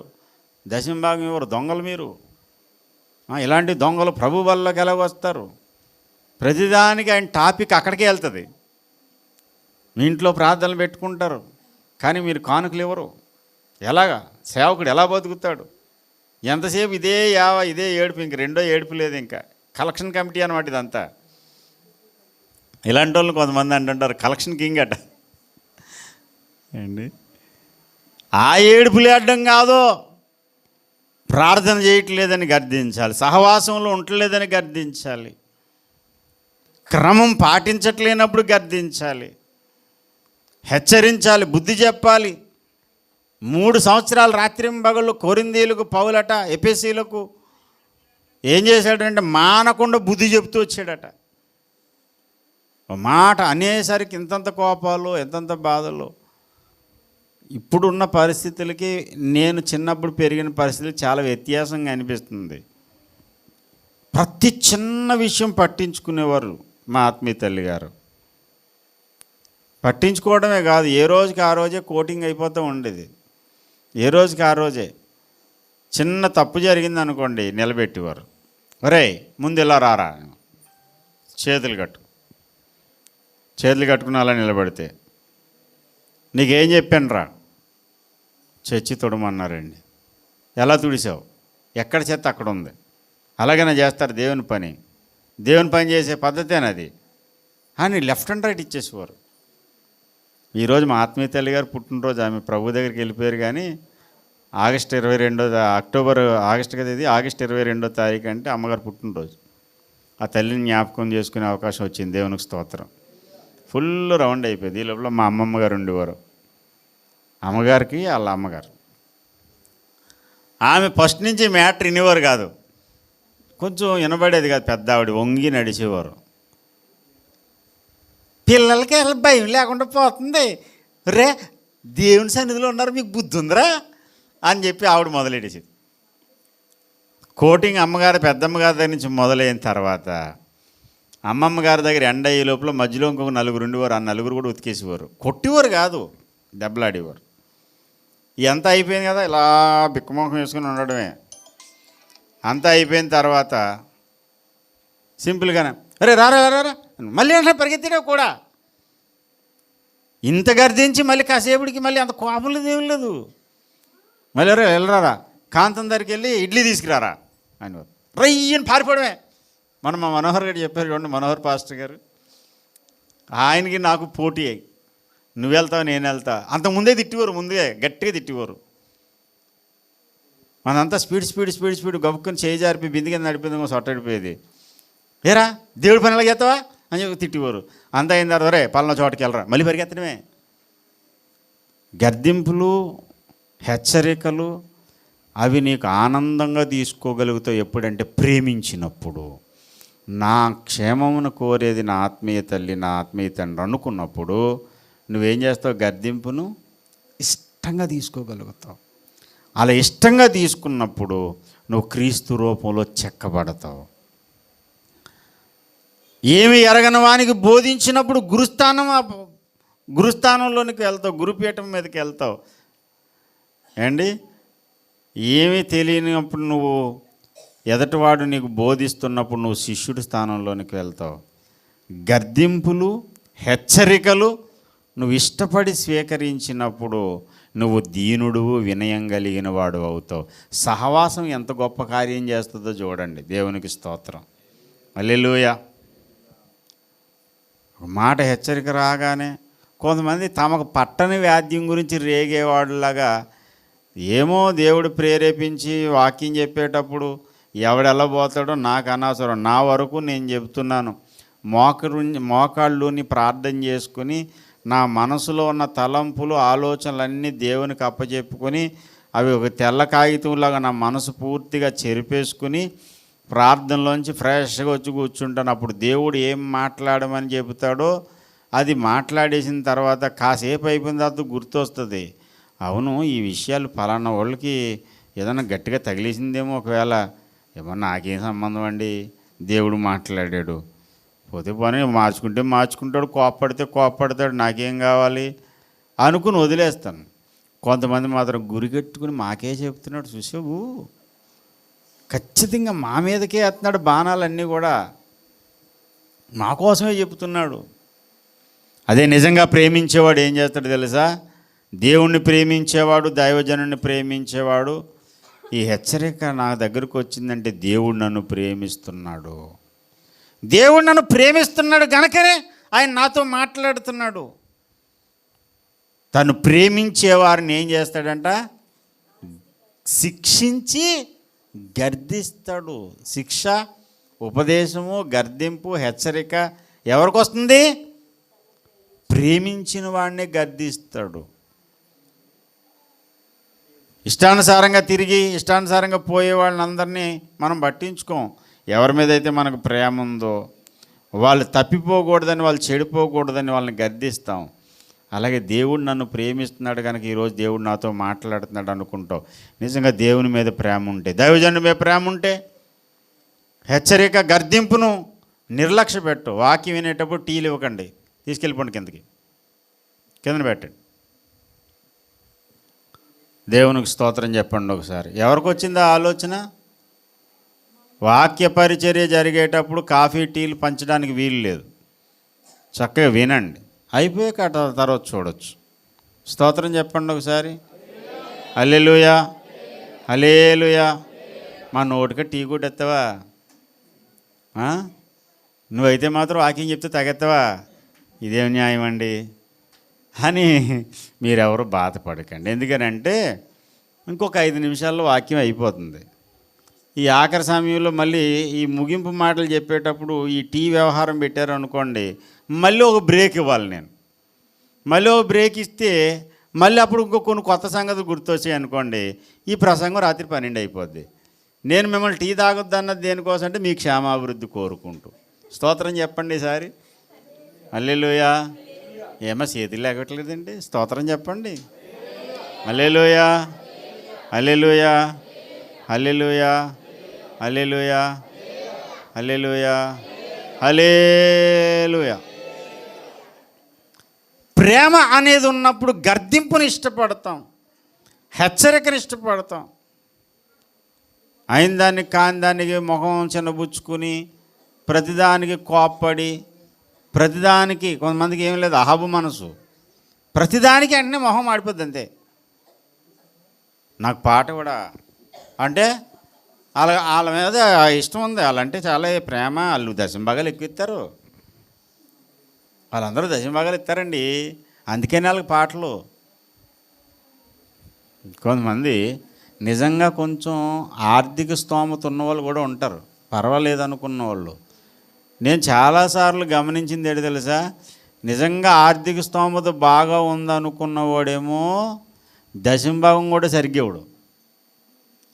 వాళ్ళ ఆర్థిక సమస్యలతో నలిగిపోతూ చాలా ఆర్థిక స్తోమత ఏమీ లేదనుకున్నవాడు నమ్మకంగా దేవునికి దశంభాగం ఇస్తాడు. దశంభాగాన్ని బట్టి ప్రేమించడం, దశంభాగాన్ని బట్టి గర్దించడం అది ఎవడి పని అనుకుంటున్నారు? దేవుని పిలుపులో లేని సేవకుని పద్ధతి. దేవుని పిలుపు ఏర్పాటులో ఉండి దేవుని మనసెరిగి సేవ చేసే సేవకు డబ్బులు లెక్క చేయడు. నీ దశంభాగాలు అయిన పక్కన పెట్టి, అది నీ ఆశీర్వాదం కోసం. ముందు నిన్ను గర్దించవలసి వచ్చినప్పుడు గర్దిస్తాం, హెచ్చరించవలసి వచ్చినప్పుడు హెచ్చరిస్తాం, నిన్ను మెచ్చుకోవాల్సి వచ్చినప్పుడు మెచ్చుకుంటాం. వాళ్ళకే పాటలండి, వాళ్ళకే అన్నీ, వాళ్ళకే ప్రార్థనలు.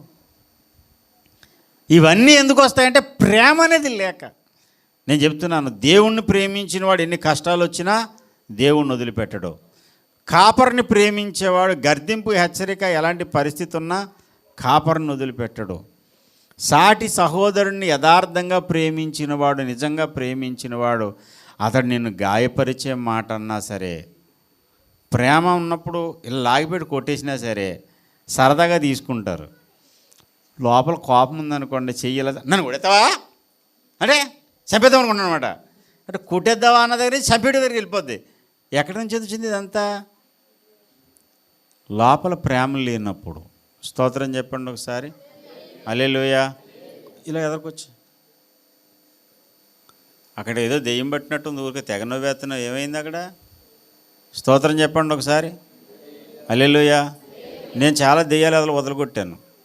ఒక ఆవిడ దెయ్యం పెడితే ఏడుస్తూ ఉంది ఎంతసేపు. ఒక ఆవిడ దెయ్యం పెట్టి నవ్వుతుంది. నిష్కారణమైన నవ్వు కూడా దెయ్యం లక్షణమే. యేసు నామములో దెయ్యం ఇక్కడి నుంచి పోవునుగాక. యేసు రక్తం చేయి. హల్లెలూయా. హల్లెలూయా. ఏదైనా జోక్ చేసినప్పుడు నవ్వడం అనేది పర్వాలేదు. ఊరికనే జోకు లేదు, ఏం లేదు అని కొట్టుకుంటాం అనుకోండి, ఇంజిన్ స్టార్ట్ చేసినట్టు, అది దెయ్యం లక్షణం అన్నమాట. సాటి సహోదరుని యథార్థంగా ఏమంటారు, దేవుని ప్రేమతో ప్రేమించామనుకోండి, వాళ్ళ వల్ల మనకు ఆర్థిక నష్టం వచ్చినా సరే మనం ఓర్చుకోగలుగుతాం. వాళ్ళకు నష్టం చేసిన వాళ్ళు ఉంటారు. పౌలు అన్నాడు, అతడు నీకేమైనా నష్టం చేసి ఉంటే అది నా ఖాతాలో చేర్చుకో. ఎదటివాడి కోసం పూటబడి ఎదటివాడి కోసం రూపాయి ఖర్చు పెట్టడానికి ఇష్టపడతాడు ఎప్పుడంటే ప్రేమ ఉన్నప్పుడు. సహోదర ప్రేమ అనేది మనం కాపాడుకోవాలి. ఆత్మ కలిగించు ఐక్యతను కాపాడుకొనుటలో శ్రద్ధ కలిగిన వారే ప్రేమతో ఏం చేయాలంట? ఒకరిని ఒకడు సహించుచు మీరు పిలువబడిన పిలుపునకు తగినట్లుగా దీర్ఘశాంతముతో కూడిన సంపూర్ణ వినయముతోనూ సాత్వికముతోనూ నడుచుకొనవలనని ప్రభువును బట్టి ఖైదీనైన నేను మిమ్మును బతిమాలు కొనుచున్నాను. దేవునికి స్తోత్రం కలుగునగా. హల్లెలూయా. ప్రేమతో ఒకరినొకడు సహించి, గుండెల నిండా ప్రేమ ఉందనుకోండి, వాడు నీకు నష్టమే చేశాడు. ఏరా, నా డబ్బులు నువ్వు వాడుకున్నావు, నీకు అవసరంలో ఇచ్చాను, నా డబ్బులు మళ్ళీ నాకు తిరిగివా, పోలీస్ కంప్లైంట్ ఇస్తాను. ఇవన్నీ ఎప్పుడవుతాయి? ప్రేమ లేనప్పుడు అంతే. ప్రేమ ఉంటే ఏమి రావు. ఇంకా పోలండి, ఇక కర్మ అంతే. ఒకపోతే ఏమైంది? ఇంకా ఒకరికొకరు అప్పులు ఇచ్చుకోవాలి. ఎలా ఇచ్చుకోవాలంటే నేను చెప్తాను వినండి. ఇచ్చేటప్పుడు ఒక ఫిక్స్ అయిపోవాలి. ఏంటంటే ఈ డబ్బులు మళ్ళీ మనకు తిరిగి రావు. అలా ఉన్నప్పుడు అంతే ఇవ్వాలి. మరీ ఎక్కువ పూటపడి మొత్తానికి జుత్తు ఇచ్చావు అనుకో, ఆ తర్వాత నువ్వు నడువుడి మీద పడిపోతావు. నీ స్తోమతకు మించి అప్పిపోద్దు. నీ స్తోమత ఎంత ఉందో అంత ఇవి. ఇచ్చినప్పుడు ఫిక్స్ అయిపోవాలి. ఎలాగా? ఇవి మళ్ళీ మనకి ఒక ఆదివారం నాడు జరిగిన విషయం చెప్తాను. మేమున్న చర్చిలోనే ఆదివారం ఆరాధన అయిపోయింది, ప్రభు బల్ల అయిపోయింది, వెనకాల పెద్ద కొడేసుకున్నంత పెద్ద గొడవ అయిపోతుంది. ఇంతకీ ఏంటనుకుంటున్నారు? మా అమ్మగారికి తెలియదు ఈ విషయం ఏమని. అమ్మగారికి చెప్పి ఏం చేయరు కదా, వీళ్ళకి అవసరం అని ఆవిడని అడిగితే ఆవిడేమో అప్పిప్పించింది, ఈవిడేమో మొండితనం అనమాట. అదేంటంటే తీసుకున్నప్పుడు ఉన్న బుద్ధి మరి తిరిగి ఇచ్చేటప్పుడు ఉండొద్దు. కొంతమంది ఎవడ దొరుకుతాడని ఎత్తిమేసి అడుగు బిడేద్దాం చూస్తుంటారు. పెట్టేసి ఇద్దరు జుత్తులు అడుచుకుని కొట్టేసుకుని అంత గొడవ అయిపోయింది. అమ్మగారు పిలిచారు ఇద్దరిని, పిలిచి ఇద్దరికి ఇచ్చారు కోటింగ్. మామూలు కదా, ఆవిడ టీచర్ ఏమో కోటింగ్ ఇవ్వడం మొదలుపెట్టిందంటే మాత్రం అసలు కత్తి సౌండ్ రాదు. ఆపరేషన్ కత్తిలో కోసేస్తుంది ఆవిడ. చాలా స్మూత్గా మట్టం కోసేస్తుంది అనమాట. రంపం పళ్ళుతో కోస్తున్నప్పుడు, రంపంతో కోస్తున్నప్పుడు సౌండ్ అవుతుందేమో కానీ ఆపరేషన్ కత్తికి సౌండ్ రాదు. అలా వేసేస్తారు ఆవిడ. చాలా గట్టిగా ఇచ్చారు కోటింగ్. నేను చెప్తున్నాను, సహోదర ప్రేమ ఉంటే ఒకరి కోసం ఒకరు ప్రార్థన చేయండి. అవసరంలో నీ స్తోమతకు తగ్గట్టు సహాయం చేయి. మళ్ళీ తిరిగి రావాలని ఆశించుకో. ఒకవేళ తిరిగి ఇచ్చాడనుకో దేవుని స్తోత్రం జైల్లో పెట్టుకో. ఇదంతా ఎప్పుడు జరుగుతుందో చెప్పండి? గుండెల నిండా సహోదరుడి మీద ప్రేమ ఉన్నప్పుడు. ప్రేమ ఉన్నప్పుడు ఏం చేస్తాం తెలుసా? తీసుకున్న డబ్బులు మళ్ళీ తిరిగి ఇవ్వడానికి ఆతురపడతాం.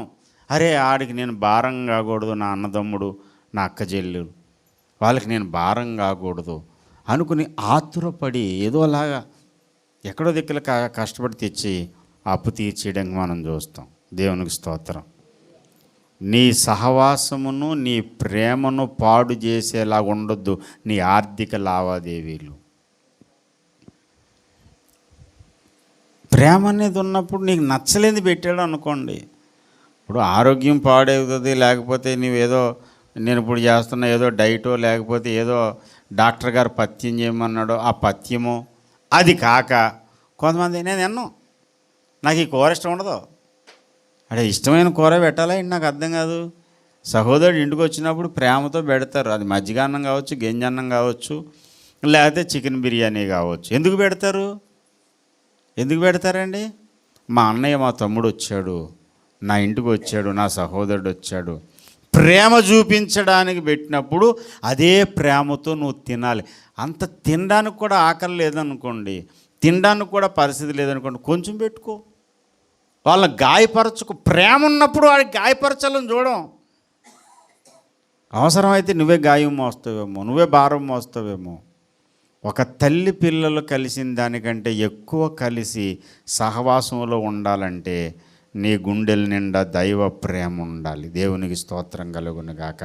ఆ దైవ ప్రేమే యేసయ్య రూపంలోకి నిన్ను మార్చేస్తుంది. దేవునికి స్తోత్రం. సహించడమైనా, ఓర్చుకోవడమైనా, ఖర్చు పెట్టడమైనా, ఎదటివాడికి అచ్చుండకూడదు నేను అనుకునే స్వభావమైన, ఇవన్నీ మనకు నేర్పించే పాఠశాల ఏది? సహవాసము. స్తోత్రం చెప్పండి. హల్లెలూయా. సహవాసంలో అందరూ ఒకలాగా ఉండరు.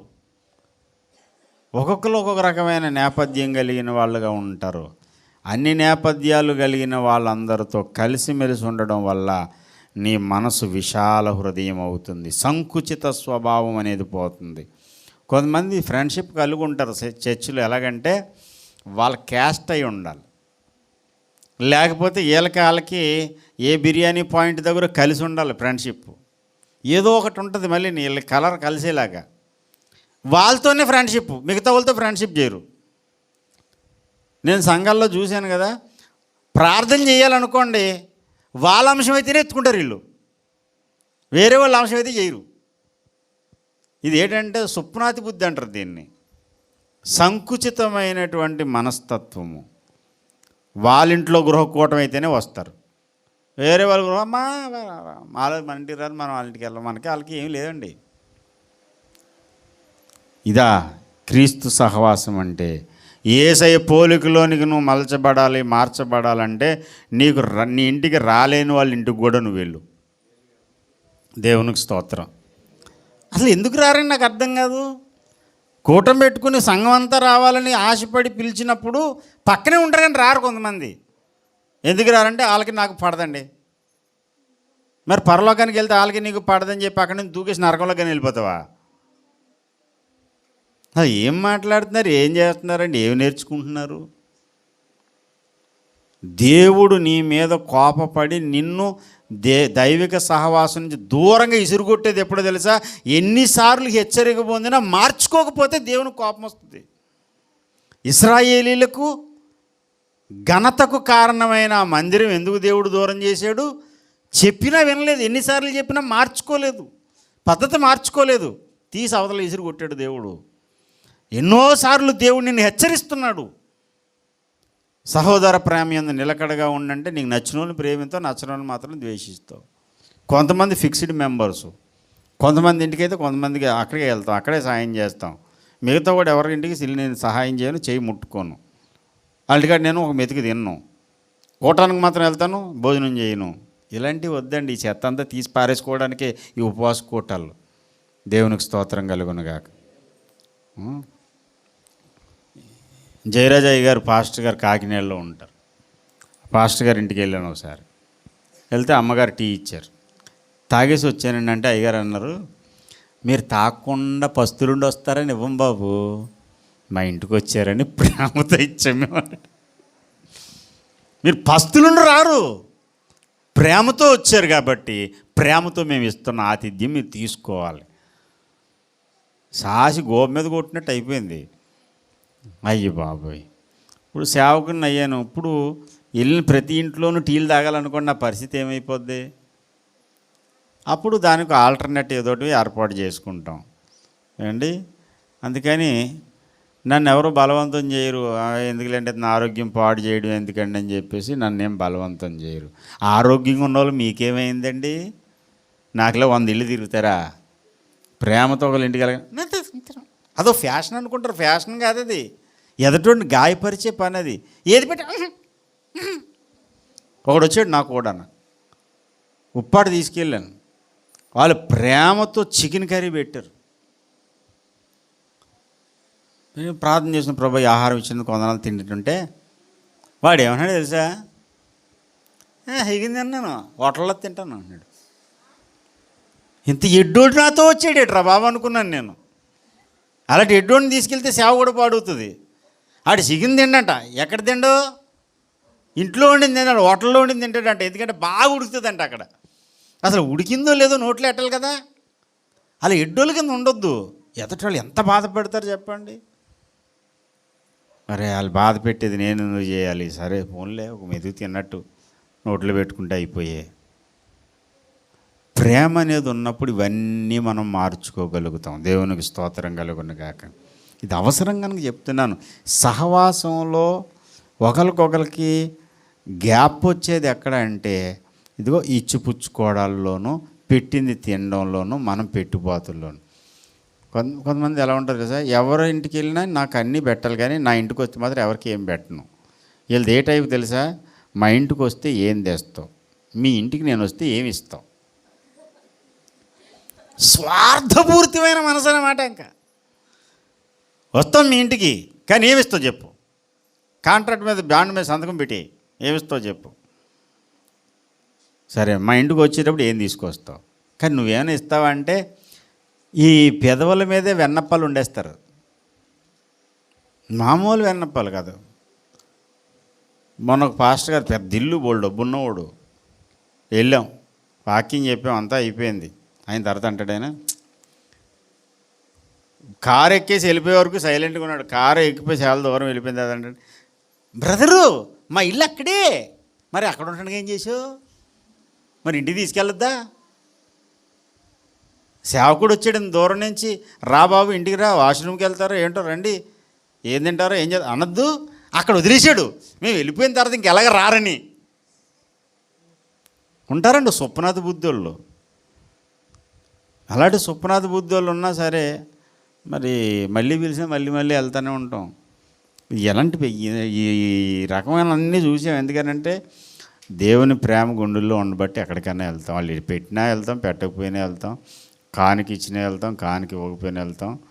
ఓసారి ఒక మహానుభావుడు అయితే అనాథుల కింద వదిలేసాడు మమ్మల్ని. బాలరాజు ఉన్నాడు ఆ రోజు, రాజ్ కుమార్ కూడా వచ్చాడు ఆ రోజు. రాజ్ కుమార్ రాలేదా? నువ్వు వచ్చావా? పాస్టర్ గారు ఉన్నారు, నువ్వు ఉన్నా? వాక్యం చెప్పాను. ఎంత అద్భుతమైనటువంటి వర్తమానం అదంతా. అందరూ గట్టిగా చప్పట్లు కొట్టేసి మారు మోగించేశారు. పిలిచినోడు ఫరారు. అయిపోయిన తర్వాత ఆ మైక్ సెట్టోడు వచ్చాడు నా దగ్గరికి వచ్చి, అబ్బబ్బా ఏం చెప్పాడు బాబు అన్నాడు. చాలా సంతోషం అండి. మరి నాదేదో చూస్తే నేను వెళ్ళిపోతాను అంటున్నాడు.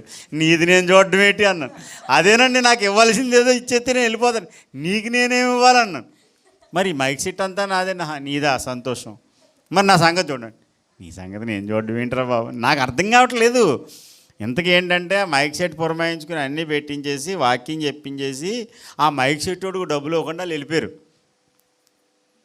మేము ఎక్కడో లోపల ఉన్నాం, తిరిగి రావడానికి మా దగ్గర డబ్బులు లేవు. రూపాయి కానుక మాకు ఇవ్వకపోగా ఆ మైక్ సెట్ వాడికి రూపాయి ఇవ్వకుండా వాళ్ళు వెళ్ళిపోతే ఈ మీటింగ్ మెయిన్ మీరే కదా మాట్లాడారు, మీరే ఇస్తారు నాకు డబ్బులు అంటాడు. నాకు ఏం చేయాలో అర్థం కావట్లేదు. అప్పుడు ఒక ఐడియా వచ్చింది. బాబు మీటింగ్లో వాక్యం నేనే చెప్పాను, కానీ నిన్ను పిలిచినోడు ఎవడు చెప్పాను నన్ను, నేను ఇక్కడికి రమ్మని చెప్పినోడు నేనా? కాదండి అన్నాడు. నిన్ను ఎవడు రమ్మన్నాడు అని అడుగు. నాకు తెలియదయ్యా, నువ్వెలాగ బాధితుడు నేను అలాగే బాధితుడిని అని ఫోన్ చేస్తే ఫోన్ ఎత్తడే, ఫోన్ స్విచ్ ఆఫ్ చేసాడు. కాసేపు రింగ్ అయింది, స్విచ్ ఆఫ్ చేసాడు. ఇంకోటి చేశాను, పిలిచిన బట్టి బ్యాచ్లో ఇంకోటి ఉన్నాడు, ఆయనకు ఫోన్ చేస్తే ఆయన కూడా స్విచ్ ఆఫ్ చేసాడు. 2 సార్లు రింగ్ అయిన తర్వాత భాగ్యరాజు నా వంక చూస్తాడు, నేను ఆ కుర్రడొంగ చూస్తాను. ఇప్పుడు మేము వెళ్ళడానికి ఎలాగా? కనీసం 2000 రూపాయలు ఉంటే తప్ప ఇంటికి రాలేం. ఆయిల్కి కారు ఎందుకు వేసుకెళ్ళామంటే ప్రొజెక్టర్ అన్నీ పట్టుకెళ్ళాం, సినిమా వేసి అన్ని తెర మీద వేసి చూపించాను పల్లెటూరులో. మహానుభావులు ఉంటారండి. తర్వాత ఒక వారం రోజులకి నేనే ఫోన్ చేస్తే ఎత్తాడు. ఏమై అలా చేశాండి అంటే, అయ్యారండి ఆ రోజు డబ్బులు లేక ఏమీ ఎలాకండి అదండి ఇదండి, ఫోన్ స్విచ్ ఆఫ్ అయిపోయిందండి. స్విచ్ ఆఫ్ అయిపోతే మరుసటి రోజు పొద్దుడు చేయవా? అసలు నేను అక్కడి నుంచి వెళ్ళేవారికన్నా ఉండాలా? నువ్వు పిలిచినోడు ఇలాగే చేస్తావయ్యా నువ్వు అని అడిగితే, సారీ అండి క్షమించాం. మళ్ళీ పిలిచాడు, మళ్ళీ వెళ్ళాం. మళ్ళీ వెళ్తే భోజనం పెట్టకుండా మనిషిడు. ఇంకోసారి పిలిచాడు, ఇంకోసారి వెళ్ళాం. అప్పుడు నాకు భోజనం పెట్టి పాస్టమ్ గారు భోజనం పెట్ట మనిషిడు. ఇప్పుడు మళ్ళీ పిలితే మళ్ళీ వెళ్తాం. దేవునికి స్తోత్రం. అంటే దేనికోసం ఆశపడి సేవ చేస్తున్నాం? ఆడిచ్చే కానుకలు కాదు, ఆడిచ్చే భోజనాలు పంక్తి ఇవి కాదు. దేవుని కార్యం జరగాలి. దేవునికి స్తోత్రం కలుగును గాక. దేవుడు నా నోట్లో పెట్టిన వాక్కు నేను అందరికీ వెదజల్లాలి. ఇదే ఆశ, ఇదే కోరిక, ఇదే ధ్యాసతో సాగుతుంది బండి. ఇదంతా ఎక్కడి నుంచి నేర్చుకున్నామంటే ఓఫిరయ్య గారి దగ్గర నుంచి నేర్చుకున్న పాఠం. దేవునికి స్తోత్రం. హల్లెలూయా. అయ్యగారికి ఎంతమంది హ్యాండ్ ఇచ్చారో, ఎంతమంది ఎన్ని ఇబ్బందులు పెట్టారో, 46 ఏళ్ళ సేవలో ఎన్ని పాటలు పడ్డాడో ఆయన. ఏదో మచ్చు తునకలు అప్పుడప్పుడు ఇలాంటివి జరుగుతూ ఉంటాయి. సేవకు వచ్చింది కొత్త, ఎక్కడికో పిలిచాడు ఒక ఆయన, వెస్ట్ గోదావరి. మీటింగ్ అయిపోయిన తర్వాత మనిషి పరారు. పిలిచిన తర్వాత ఎంతో కొంత కానికిస్తాడు కదా, తిరిగి బస్సులో వద్దాం అనుకుంటే బస్సు లేదు, ఏమీ లేదు. అది పల్లెటూరు. అది అక్కడి నుంచి ఆయన పరారు. తిరిగి రావడానికి చూస్తే చేతిలో చిల్లిగా లేదు. భోజనం చేసిన బల్ల దగ్గర అలా కూర్చొని ప్రార్థన చేసుకున్నాను, ప్రభువా నేను ఇంటికి ఎలాగ వెళ్ళాలి నాయన, బండి లేదు, బస్సు లేదు, కారు లేదు. రాత్రి 11, 12 అయిపోయింది. ఇప్పుడు ఏం చేయాలి? ఏడీ మనుషుడు అంటే అడ్రస్కి వెళ్ళంతు. ఆ తర్వాత వేరే పాస్టర్ గారు నన్ను తీసుకెళ్ళి వాళ్ళ ఇంటికి తీసుకెళ్ళి, నాకు ఛార్జీలు డబ్బులు లేవని చెప్తామా, నడిచి వచ్చేస్తాను అలా చెప్పి బదులు. నాకున్న ఆత్మాభిమానం ఎలాంటిది అంటే, నాకు డబ్బులు లేవు సార్ ఎంతో కొంత ఇవ్వండి అని అడిగే కంటే కాళ్ళకు బుద్ధి చెప్పి నడిచి వచ్చేస్తాను ఇంటికి. 120 కిలోమీటర్లు ఎంతో దూరం. అంత పిచ్చి నాకు. ప్రార్థన అయితే చేస్తున్నాను, నా దేవుడు నన్ను అన్యాయం చేయడు, సిగ్గుపరచడు అని. సంబంధం లేని వేరే పాస్టర్ గారు కానుక పెడితే ఆ కానుక డబ్బులతో నేను ఇంటికి వచ్చాను. దేవునికి స్తోత్రం. మళ్ళీ పిలిచాడు తర్వాత సంవత్సరం, ఈ క్యాండిడేటే. మళ్ళీ వెళ్ళాను. ఆ తర్వాత సార్ ఇచ్చాడు అనుకోండి, ఛార్జీలు డబ్బులు ఇచ్చాడు. ఏదైనా ఇచ్చినా తీసుకున్నా ఈ ఇచ్చిపోతల మీద, ఈ పెట్టుపోతల మీద ఆశ దృష్టి ఉండకూడదు. వాళ్ళ ఇంటికి వెళ్ళాం, రొట్టెలు పెట్టారు. రొట్టెలు ఎవడెళ్తాడు వాళ్ళ ఇంటికి? రొట్టెలు పెట్టిని, కాసిన గిన్నెడు చన్నీళ్ళు అని ప్రేమగా పలకరించని. కొంతమందికి ఫైల్స్ కంప్లైంట్ ఉంటుందో ఏంటో నాకు తెలియదు, కానీ ఎవరైనా ఇంటికి రాగానే మొహం నవ్వుతా బెటర్లా బీసిపోయి, ఏమైంది, ఏం రోగం నీకు? సహోదరులు నీ ఇంటికి వచ్చినప్పుడు మొహమే కొంచెం నవ్వు, చిరునవ్వు ఉండి, రండి బ్రదర్, రండి అన్నయ్య, రండి చెల్లి అని పలకరితే ఏమైంది? ఏదో రోగం ఉన్నట్టు పెడతావు నీ మొహం. అలా పెట్టేవాళ్ళు ఉంటారు, అయినా నువ్వు ఓర్చుకోవాలి. అదే సహవాసంలో దేవుడు నీకు ఇచ్చినటువంటి సాత్వికము, దీర్ఘశాంతం. దేవునికి స్తోత్రం. హల్లెలూయా. సుప్నాథ బుద్ధులు ఉంటారు, స్నేహభావం కలిగిన వాళ్ళు ఉంటారు, ప్రేమించే వాళ్ళు ఉంటారు, ప్రతిదానికి నిన్ను దెప్పిపొడిచే వాళ్ళు ఉంటారు. అందరినీ ఓర్చుకోవడంలోనే క్రీస్తు స్వభావం, క్రీస్తు స్వారూప్యం నీకు వచ్చేస్తుంది. అలా రావడానికే దేవుడు సహవాసాన్ని ఏర్పాటు చేశాడు. ఇదంతా జరగాలంటే దేవుని ప్రేమ నీ హృదయంలో కుమ్మరించబడాలి. దేవునికి స్తోత్రం. అప్పుడు నువ్వు సాటి సహోదరుణ్ణి, సహవాసాన్ని వదలలేవు, కాపర్ను వదలలేవు, క్రీస్తుని వదలలేవు. ఆఖరి వరకు నువ్వు దేవునితోనూ దేవుని బిడ్డలతోనూ కలిసి ముందుకు సాగగలుగుతావు. దేవునికి స్తోత్రం. వాక్య విరోధమైన బోధలు బోధించినప్పుడు సహవాసాన్ని వదిలిపెట్టాలి. కానీ చిన్న చిన్న సిల్లీ కారణాలను బట్టి సహవాసాన్ని వదులుతున్నావు అని అంటే నీవు 4 కోళ్ళలో ఒక కోడి ఒక స్తంభాన్ని కోసేసుకుంటున్నావు. బిల్డింగ్ నిలబడడానికి 4 స్తంభాలు ఉన్నట్టు, కుర్చీలో కూర్చోడినప్పుడు నీకు కుర్చీకి 4 కోళ్ళు ఉన్నట్టు, సంఘము నిలబెట్టడానికి 4 పాదాలు పెట్టాడు దేవుడు, 4 స్తంభాలు. అందులో సహవాసం అనే దాన్ని కోల్పోవద్దు, పాడు చేసుకోవద్దు. ఎలాంటి పరిస్థితులు నీకు ఎదురైనా సరే సహవాసాన్ని కాపాడుకుంటూ ముందుకు సాగిపోయి శక్తినిమ్మని పరిశుద్ధాత్మ దేవుని ప్రార్థన చేద్దాం, దేవుని వేడుకుందాం. పరిశుద్ధాత్మ దేవుడు మన హృదయాల్లో దైవిక ప్రేమను కుమ్మరించును కాక. రండి ప్రార్థన చేద్దాం, అందరూ కూడా ప్రార్థనలో గడుపుదాం. కొద్ది నిమిషాలు ప్రార్థన చేసుకుని మనం ముగించుకుని వెళ్దాం.